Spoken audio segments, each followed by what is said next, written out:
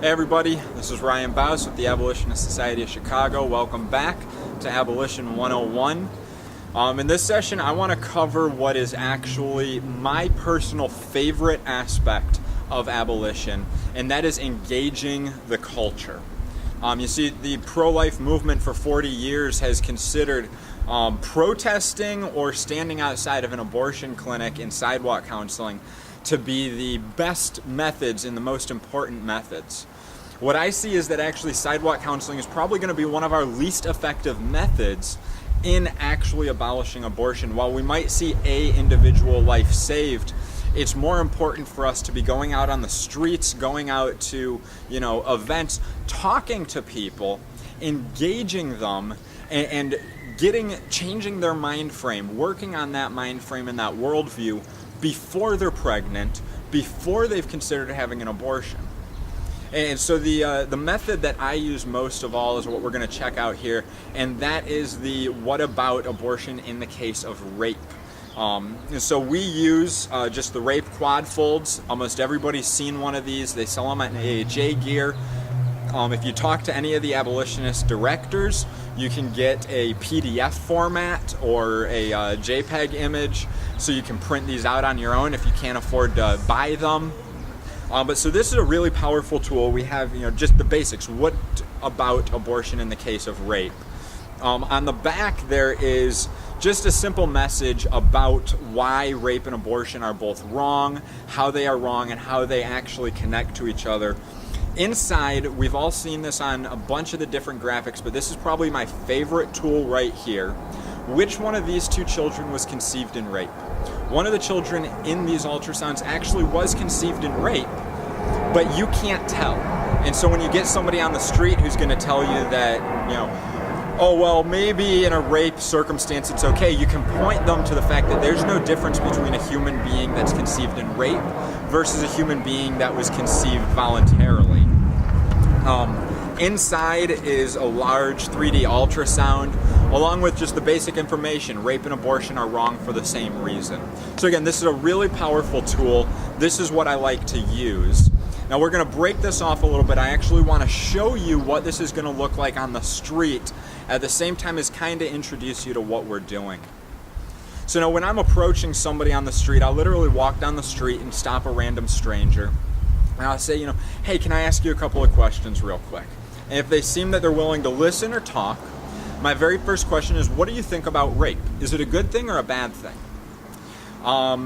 I've had one person tell me that rape was a good thing, and I don't actually think the guy spoke English, so we're going to give him that one. Other than that, across the board unanimously, you're going to get rape as a bad thing. And the basic reasons are going to be, well, because you're forcing yourself on another person's body. They didn't consent. It's against the law. So you're going to get basically one of maybe 4 or 5 different answers to that. I'm then going to ask a similar question and say, well, what do you think about murder? And again, across the board, you're going to hear, well, murder is wrong. Why is it wrong? Because you're taking another person's life, because it's against the law. Most people are going to say something along the lines of, because you're taking another person's life, you're forcing your will on somebody else. Now, the reason that I start off with these two questions, and I think this is important, is actually for 2 things. The first one is I want to bring up rape at the beginning of the conversation, because you will get people who will tell you that abortion is wrong, but in their heart, they actually believe that it's okay in a rape exception. So by bringing rape up at the beginning, by handing them a quad fold that has the word rape on it, I'm kind of going to bring that to the forefront of their thoughts, so that if they do agree with rape exceptions, when they say that abortion is wrong, they're probably going to say something along the lines of, it's wrong, but. And we'll get into how you respond to that a little bit later. The other reason is this sets up a moral ground for the conversation. What we're doing here, by asking these 2 questions and getting a specific answer as to why they are wrong, and absolutely wrong, is because we're going to take the moral relativist argument out of the equation. At this point, if somebody says to you, well, what's right for you isn't necessarily right for me, or we don't have the right to judge a person's actions or their motives, Now you have them confessing to you at the very beginning of the conversation that murder is wrong, period. Rape is wrong, period. And so now they can't claim that some things are right for some and not for others, but then that some things are absolutely wrong. So again, you're setting yourself up for later in the conversation to make sure that that argument doesn't have any grounds, and make sure that if that argument does come up, you can dismiss it quickly and move on to what's important. Now, once I've gotten that groundwork started, I'm going to move on and I'm going to say, what do you think about abortion? And based on their answer is how we're going to move on. Hey man, can I ask you a question real quick? Sure, why not? What do you think about rape? Is it a good thing or a bad thing? It's a bad thing. It's a bad overall. thing? Why would you say that rape is a bad thing? Because someone's pushing their own body on someone. Okay. What do you think about murder? It's still a bad thing. All right. Why is murder a bad thing? Because someone's killing a human being. All right. So then what do you think about abortion? All right, so now that you've asked them, now that you've gotten that base for morality, now that you've gotten their opinion on abortion, you can really break a person's opinion on abortion down to one of three categories. We're going to cover each of those. The first category is going to be those who believe that abortion is wrong. And so now there's 3 points that you want to get to when somebody tells you that abortion is wrong. The first one, of course, is going to be why they believe abortion is wrong. This is very important because it's going to offer a little bit of groundwork for your conversation. Inside of that, you also want to ask them questions like, would you call abortion murder?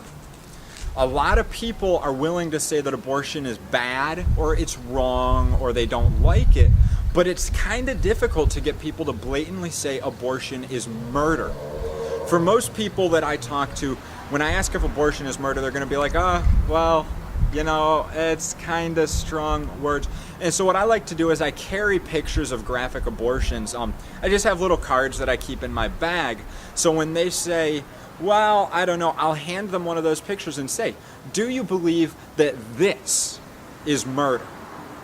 And so we really want to get them to say, yes, abortion is murder. And then once you get through that, whether or not they say abortion is murder, but they're thinking that way at least, once you get through that, we want to ask them, what do you think needs to be done to end abortion? This is going to open up your conversation to possibly bringing somebody into abolition, or at least to explaining what we do as abolitionists. And that's really important because while we're out there, we do need to be conscious that we could be recruiting abolitionists or we could be converting pro-choicers. All right, why would you say that abortion is wrong? Because they're killing a baby? Okay, so would you call abortion murder? Yeah. Yeah? All right. Let me ask you, are you doing anything to end abortion? No. No? What do you think we should be doing to end abortion? The second group of people that you're going to get is people who say that abortion is wrong with exceptions.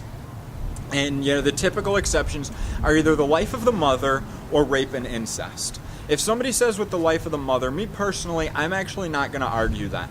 If a mother's life is actually in jeopardy, and if she actually is going to die, if there is evidence that she's going to die if she carries this baby to term, then you are not murdering a child, you are making a choice between one life and another.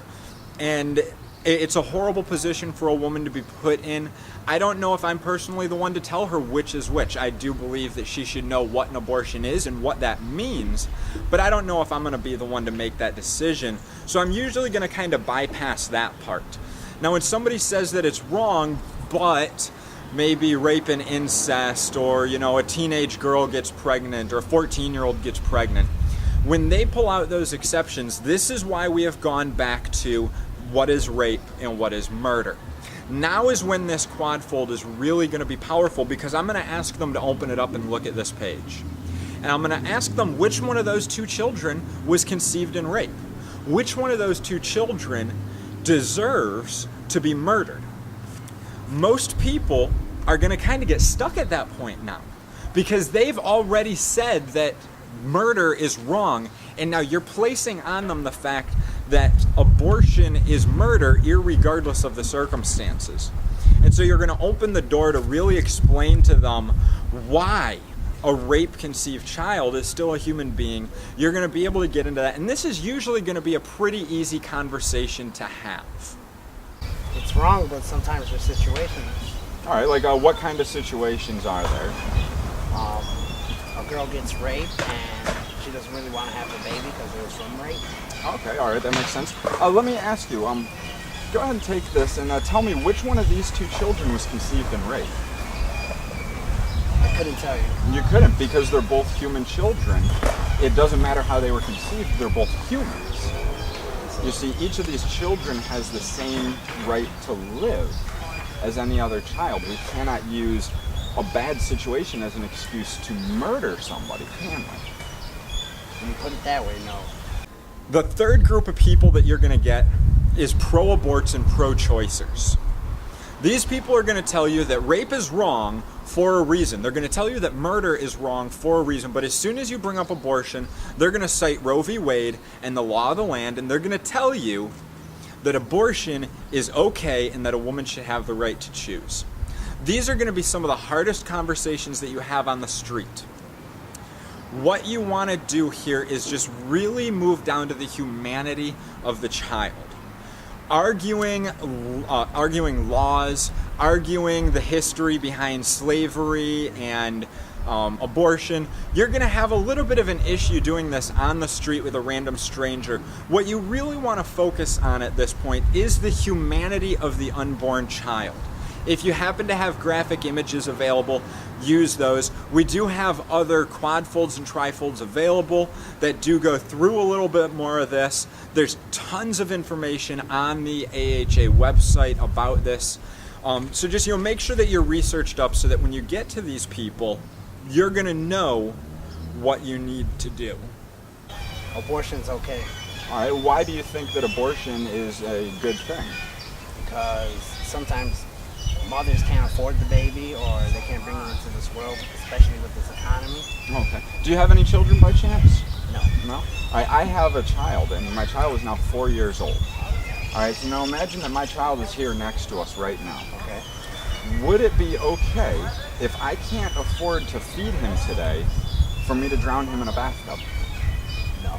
No? Why would that not be okay? Because that would be murder. He's alive. That would be murder. So what is the difference between that child and an unborn child? I don't know. Well, let me ask you, are you religious by chance? Now, irregardless of which of the three responses you get and which conversation you have, what I'm normally going to do is keep that conversation actually pretty short, maybe 2 to 3 minutes long, between what do you think about abortion and getting to this point now. And again, I don't care what response somebody has given me. I don't care what debate or argument we've had.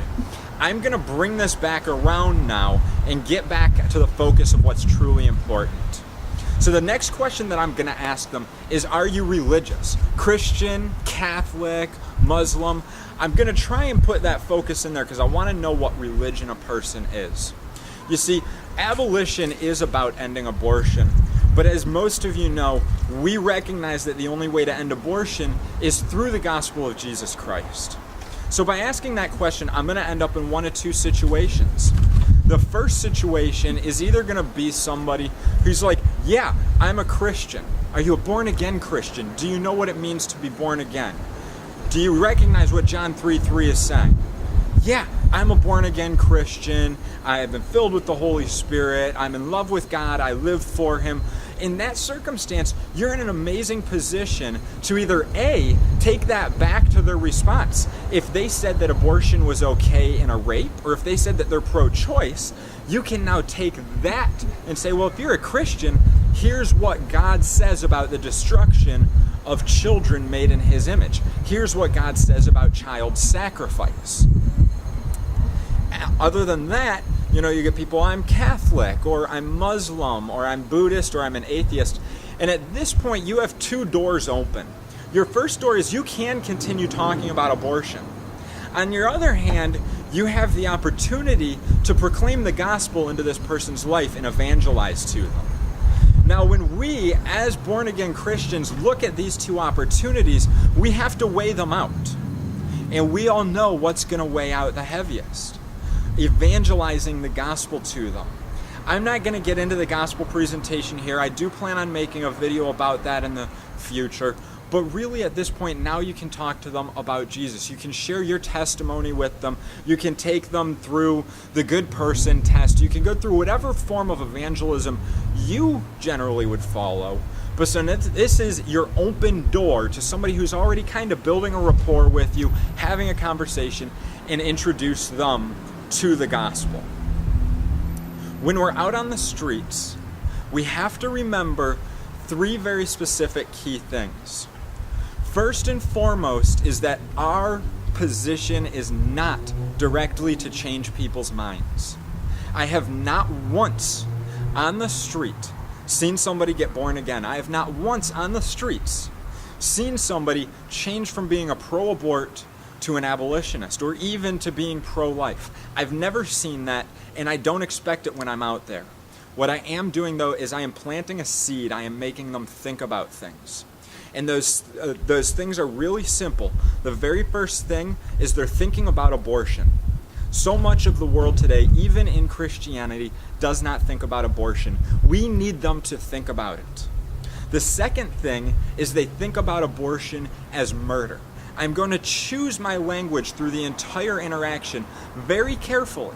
And I'm going to constantly reference and remind that abortion is murder. Because whether or not they agree with that, that thought has now been planted in their mind, and it's going to sit there. And my prayer is that God's going to permeate that through their mind and make them see the truth. The third thing that we want them to do is we want them to think about abortion as murder and something to be done about. There are people that I meet constantly in the church, on the streets, that say abortion is wrong, abortion is murder, and abortion is a sin. And I ask them, what are you doing about it? And they have no answer. When we're out there, we need to be conscious that we are recruiting people. Maybe not directly to be a member of the Abolitionist Society of whatever city you're in. Maybe not directly to join up with AHA on Facebook and start posting our graphics around, but recruiting people to be Christians who stand up for righteousness. Christians who follow the commandment of Christ to stand up for the orphans, those without a father. We are commanded to bring Christians out of their shell, to exhort them to leave behind church pew sitting Christianity and to go out into the world and fulfill the Great Commission. If we can have people thinking about those 3 things, then every conversation that we have ever had is a success.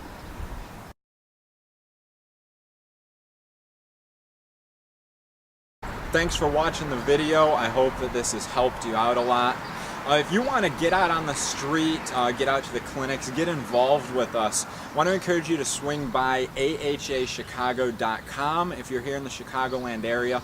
If you don't live in Chicago, swing by abolishhumanabortion.com. We have a list on there of all the other abolitionist societies. Get in touch with the people in your local area. If there's not an abolitionist society in your area, maybe you should think about starting one yourself. Just starting to organize people, get people together, and to stand up to abolish human abortion and to proclaim the gospel. If you want to use any of the material that we talk about and that we show in these videos, ahagear.com, you can purchase all of that on there. The last thing is just, if there's anything that you would like to see us talk about, anything that you would like to understand more about, feel free to swing by either ahachicago.com and leave us a message. Swing by one of the Facebook pages. Let me know what it is that you would like to see, what it is that you're interested in. And hopefully either myself or one of the other abolitionists will be able to break that down, lay it out. We want to make sure that you have all the information possible and you're as equipped as you can be to go out and do the work of abolition.